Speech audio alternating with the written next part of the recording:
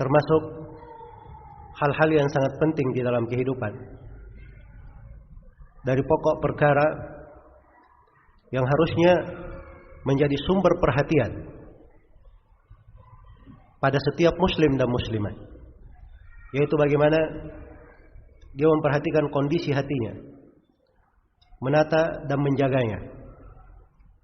Karena hati ini itu dari awal perkara yang diperintah kepada Nabi Muhammad SAW agar supaya beliau memperhatikannya, mensucikannya. Di dalam ayat-ayat yang pertama kali turun kepada Nabi SAW setelah beliau diutus sebagai seorang rasul, wa thiyabaka fatahhir. Jadi perintah untuk mensucikan pakaianmu. Dan pakaian di sini datang beberapa penafsiran di kalangan para as-salaf rahimahumullah taala, dan di antara penafsiran yang populernya,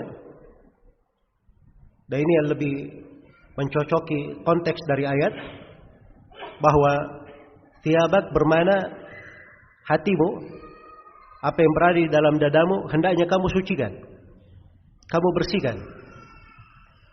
Kamu bersihkan dari kesyirikan, kamu bersihkan dari hal-hal yang bisa membahayakan hati tersebut. Jadi bisa dibayangkan bagaimana pentingnya memperhatikan kondisi hati ini. Tatkala ayat-ayat yang pertama turun kepada Nabi kita Nabi Muhammad SAW adalah perintah untuk hal ini. Dan di dalam kehidupan ini Allah Subhanahu wa taala tidak melihat kepada seseorang itu terkait dengan rupanya ataupun jasad-jasadnya. Tapi yang dilihat pada kita di antara paling pokoknya adalah amalan-amalan hati. Diriwayatkan oleh Imam Muslim di dalam sahihnya dari Abu Hurairah radhiyallahu taala anhu, Rasulullah sallallahu alaihi wasallam bersabda, "Inna Allah la yanzuru ila suwarikum wala ila ajsadikum, walakin yanzuru ila qulubikum wa a'malikum."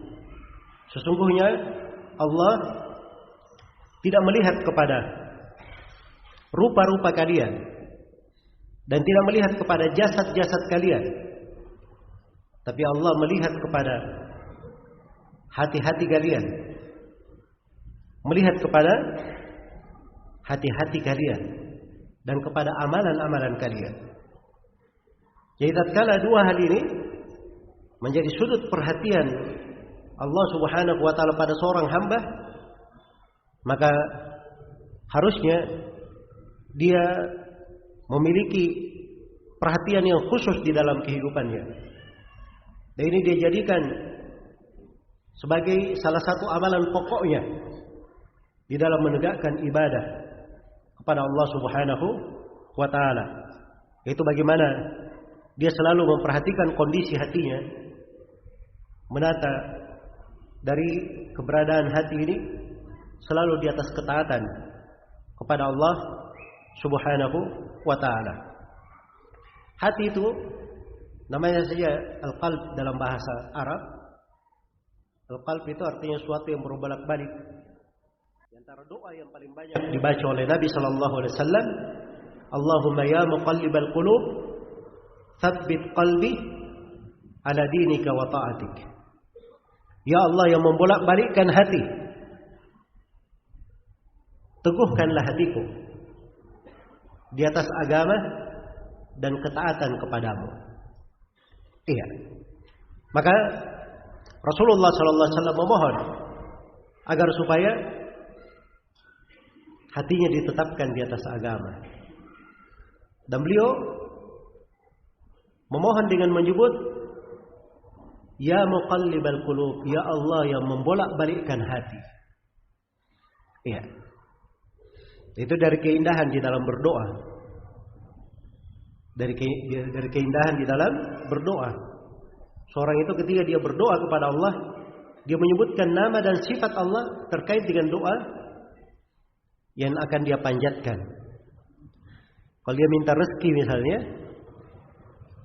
dia berdoa terkait dengan nama-nama itu. Misalnya dia berkata, Ya Allah, Ya Rahman, Ya Rahim, Ya Razzaq, Ya Wasi', Ya Karim. Ya Allah, Ya Maha Merahmati, Ya Maha Rahim, Maha Dermawan, Maha luas pemberiannya, Maha mulia. Itu kan nama terkait dengan apa? Apa yang kita minta, rezeki yang kita minta. Iya. Jangan dia berdoa rezeki, dia berkata, Ya Qawi, Ya Syadid al-Iqab, Ya Sari al-Hisab.